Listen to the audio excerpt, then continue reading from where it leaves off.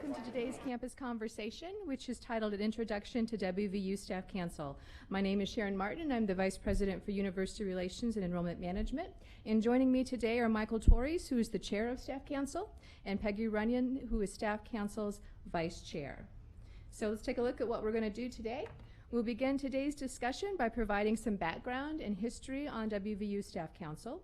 We'll then discuss the Council's purpose, the programs and initiatives they oversee, and the support and various roles within the Staff Council organization.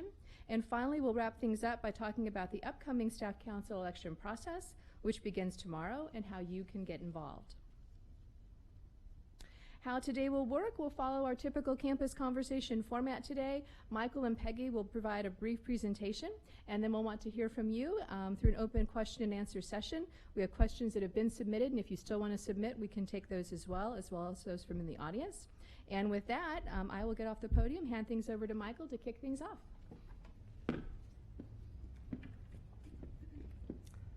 Thank you, Sharon. Good afternoon, everyone. My name is Michael Torres, and I am the Chair of Classified Staff Council here at West Virginia University, Morgantown campus. I am also Academic Laboratory Manager in the C. Eugene Bennett Department of Chemistry. Staff Council is an advisory council to the President of the University.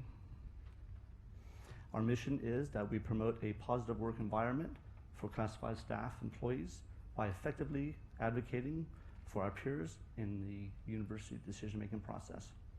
We represent more than 2,600 employees across all 55 counties.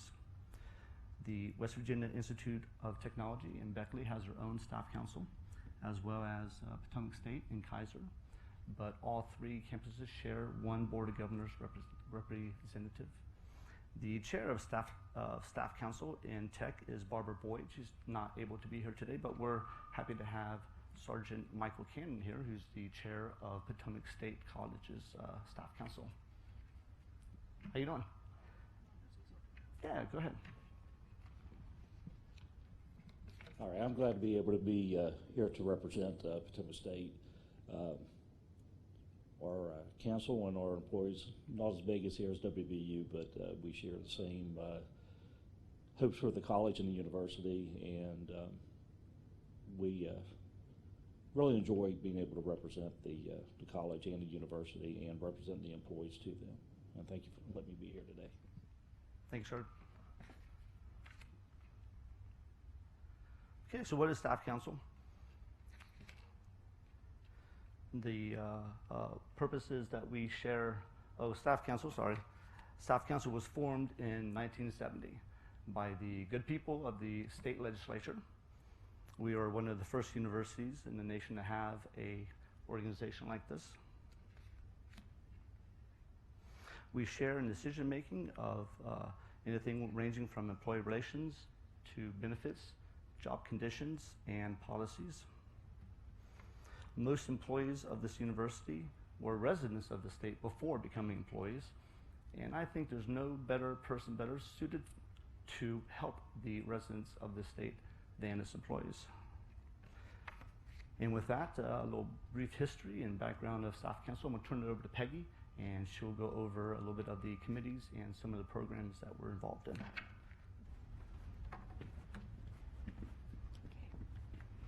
Thank you, Mike. Hello, everyone. So my name is Peggy Runyon, and I am a sergeant with the University Police Department, and this is my first year serving on Staff Council. So I'm excited that we get the chance to tell more people about Staff Council and what we do.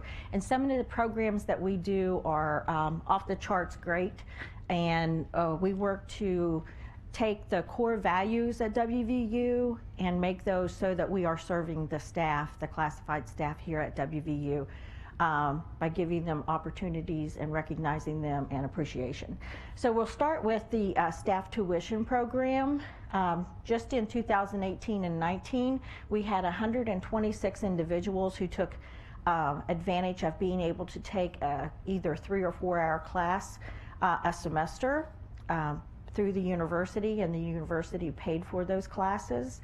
And the university itself absorbed 110,000 plus in tuition things that were waived so that employees could further their education.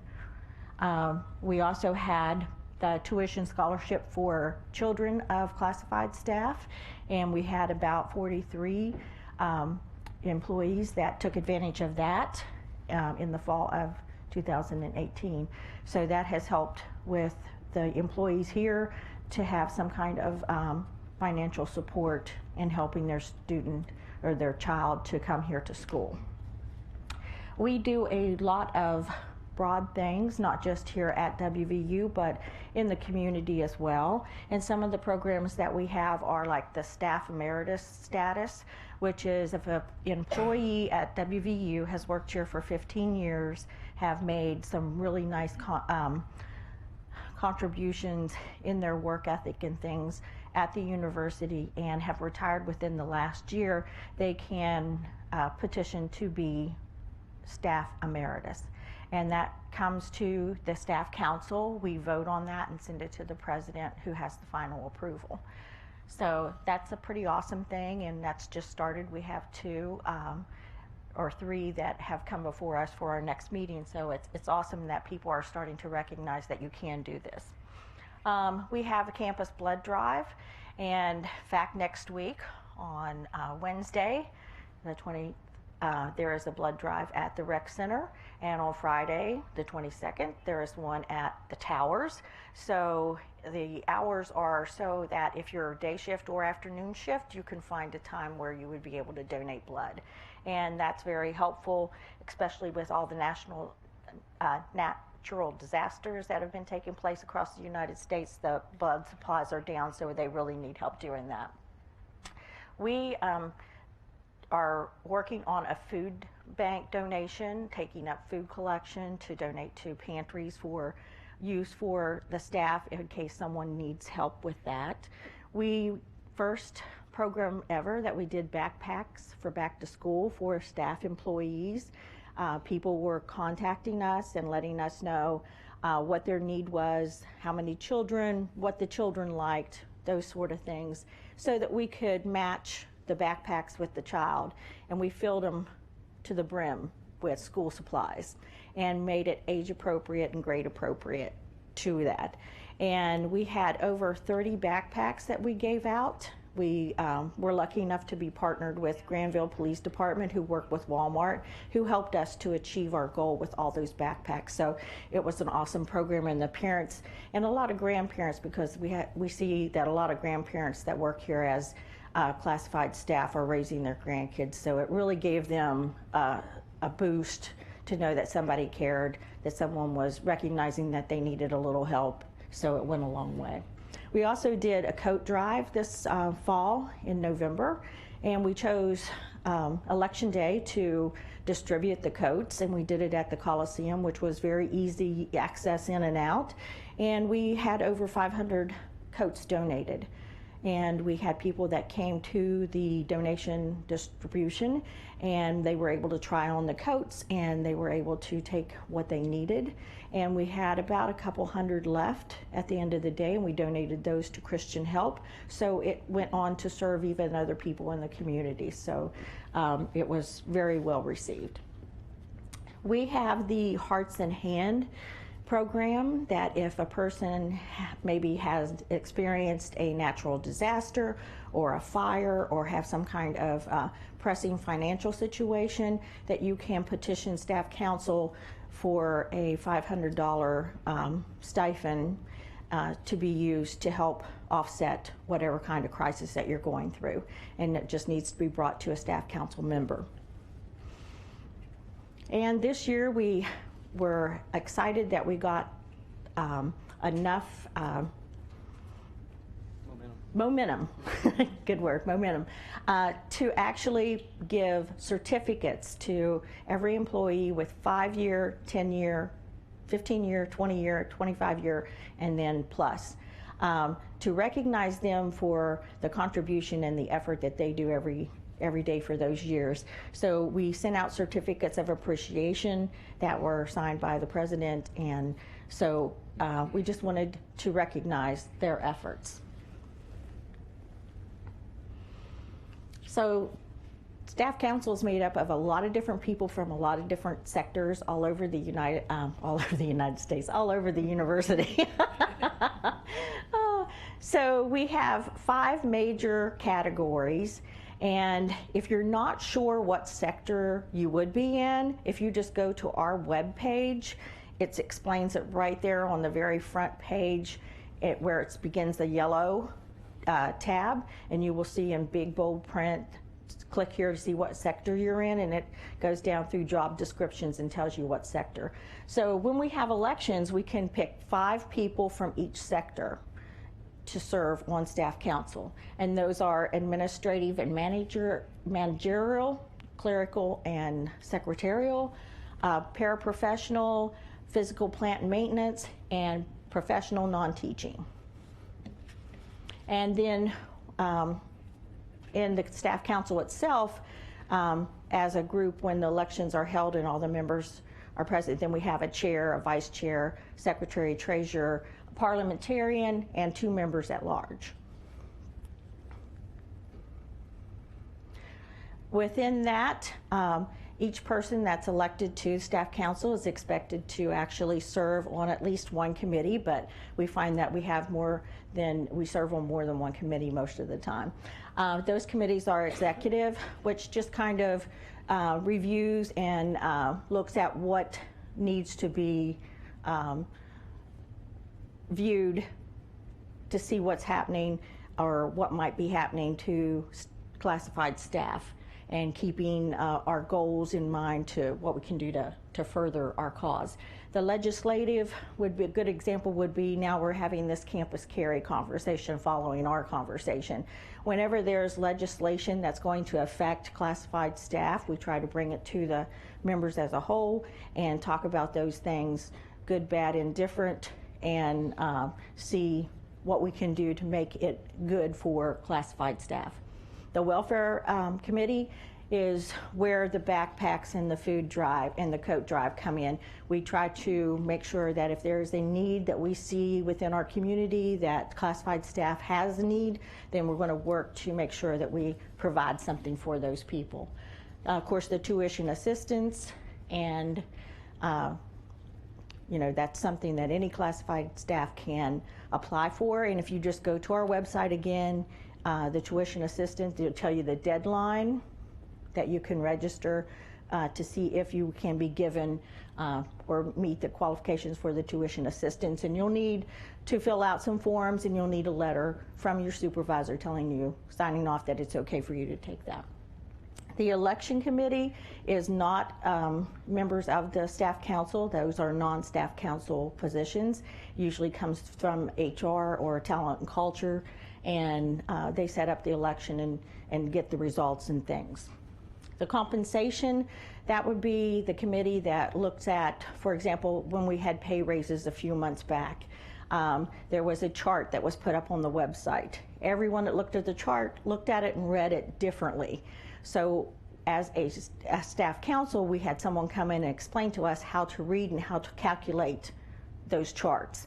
And then we were tasked with going back to our sectors and educating the people on how that raise would be calculated and how that would come. So sometimes things are a little complicated, but if you get the right information and take it back to your sectors, then that helps go a long way with explaining things to people and takes away the fear that they might have. Okay, so I'm going to turn things back over to Mike, and he's going to talk about the election overview. Thank you. All right, thank you, Peggy. So we're having an election this year. Every April, in an odd number of years, we have an election. We nominate 5 employees from the 5 different sectors. There will be a nomination for a chair and ACCE representative, and previously mentioned Board of Governors representative. The term for everybody is 2 years, beginning in July, and the officers of council will be elected in the first meeting in July. The election itself is April 3rd through the 9th. So the eligibility is that if you're a full or part-time classified employee, you may be eligible, or for the chair in the ACCE position, there is a 2-year prerequisite of prior service on staff council to hold that service, to hold that position. All members can succeed themselves, except for the Board of Governors representative, who is limited to a 4-year or 8-year term. Nominations start tomorrow, and they go through February 28th. You can nominate somebody, or you can nominate yourself. You can do it online, or by email, regular mail, or in person. I would encourage you to please, if you feel like you would make a good addition to staff council, please nominate yourself. So get involved. Why would you want to get involved in staff council? What's in it for you? That's a fair question. Everybody's limited on time. Nobody has all the time in the world. But I'll give you 3 good reasons why you should get involved in staff council. 1, you are help fulfilling the land grant mission of this university. Like I said earlier, there is no better person suited to help the residents of the state than the classified employees of this university. Number 2, it's fun. I interact with a lot of different people. We all do. I usually don't spend time with university police, or at least I admit in public. But I have a lot of fun with everybody I meet, all the different sectors. They're great. I met a lot of new people, met some good friendships. You also interact with other professionals in other departments of the university, including even vice presidents and even the president of the university himself, who can be quite humorous at times. And number 3, you're able to bring your complete knowledge of memory, reason, and imagination to this council. You will be asked to form opinions on everything from finance to healthcare. It's a tall order, but I think it makes you a better person. It makes you a better employee of this university, and it makes you a better citizen of this state. So with that, I'd be happy to answer any questions that anybody would have.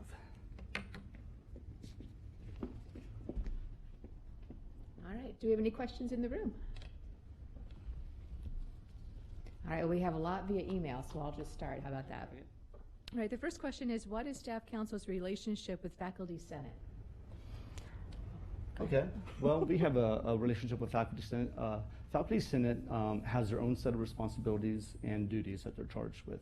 There are some overlapping issues that we work well with together. And one issue in particular is on the Welfare Committee that reviews policies and changes of this university that affects all employees.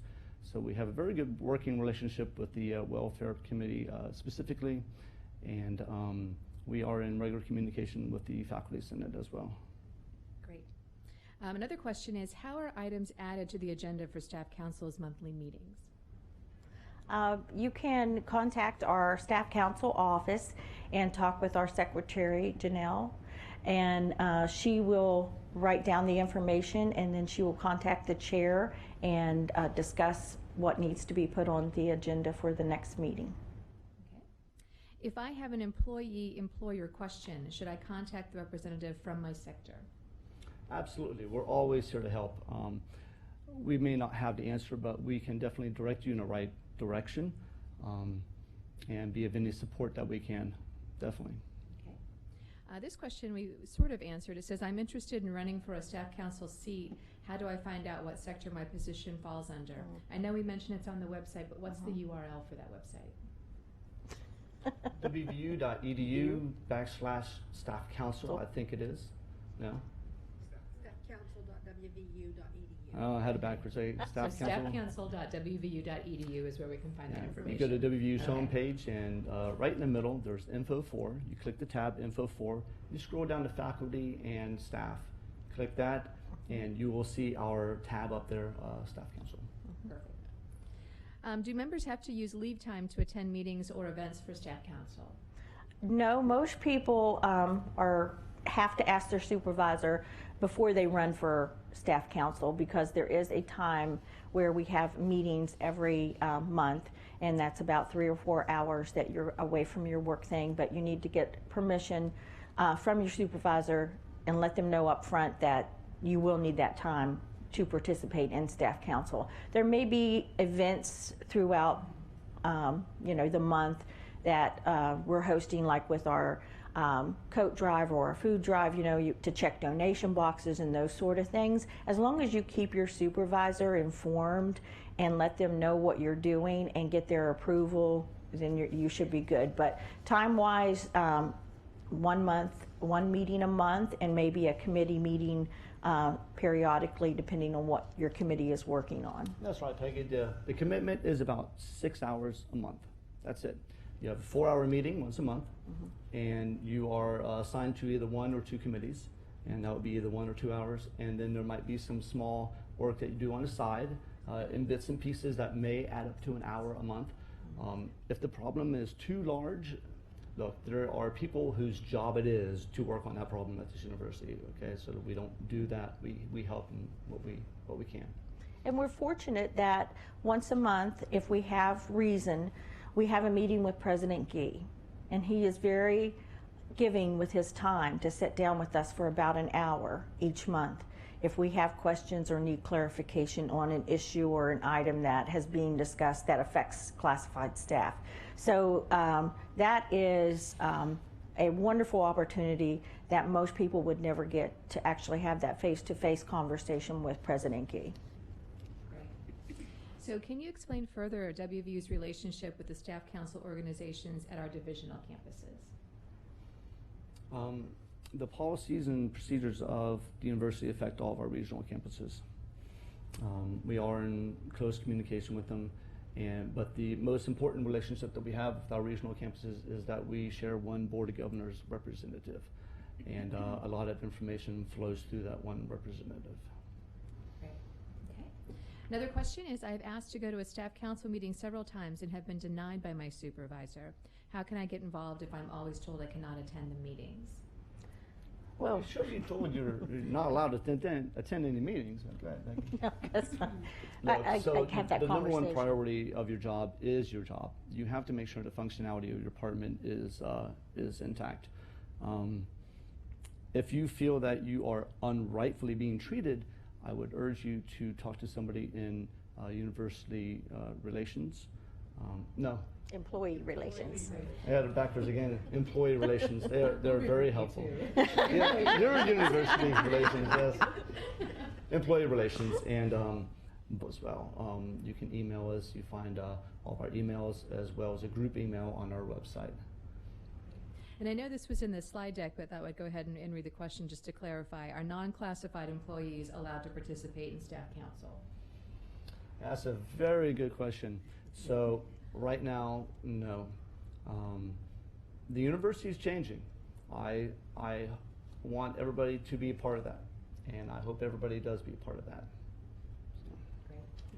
Any other questions from the floor? All right, well, seeing that, I want to be sure and thank you all for attending today's conversation and for watching online. It's been a great discussion, and appreciate on behalf of Mike and Peggy that we had the opportunity to share more information about staff council and the role at WVU. An archived version of today's discussion is available at Bureaucracy Busters and the staff council websites. As a reminder, you can continue to submit questions if you have them later to campusconversations@mail.wvu.edu. And also be sure to visit staffcouncil.wvu.edu, there's the website, for more information on the latest upcoming election. And as I mentioned earlier, there is another campus conversation this afternoon.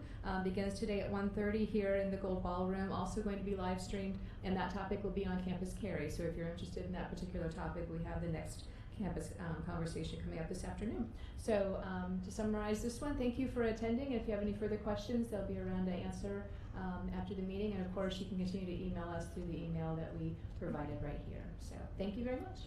Thank you.